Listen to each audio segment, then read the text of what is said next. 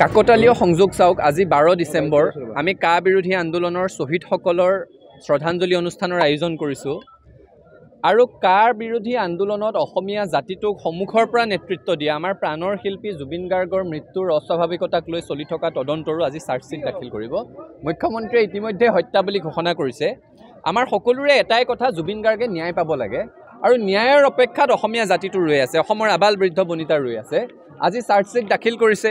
মুখ্যমন্ত্ৰীয়ে ইতিমধ্যে ৰাজহুৱাকৈ ঘোষণা কৰিছে যে হত্যাৰ গোচৰৰ তদন্ত হৈছে, হত্যাৰ অভিযোগ আছে, গতিকে হত্যাকাৰীয়ে শাস্তি পাব লাগিব, জুবিন গাৰ্গে ন্যায় পাব লাগিব, সেইটোৱে মূল কথা। আৰু মুখ্যমন্ত্ৰীয়ে বাৰে বাৰে কৈ আছে যে আজি চাৰ্জশ্বিট দিব, পুলিচৰ দায়িত্ব শেষ, ন্যায়ালয়ৰ দায়িত্ব আৰম্ভ হ'ব। ঠিকে আছে, পুলিচৰ দায়িত্ব শেষ, ন্যায়ালয়ৰ দায়িত্ব আৰম্ভ হ'ব, চৰকাৰৰ দায়িত্ব কিন্তু শেষ নহয়। চাৰ্জশ্বিটত উল্লেখ থকা প্ৰতিটো অভিযোগ সাক্ষ্য প্ৰমাণেৰে সৈতে আদালতৰ মজিয়াত স্পষ্টভাৱে প্ৰমাণ কৰিব লাগিব, সেই দায়িত্বটো চৰকাৰে ল'ব লাগিব।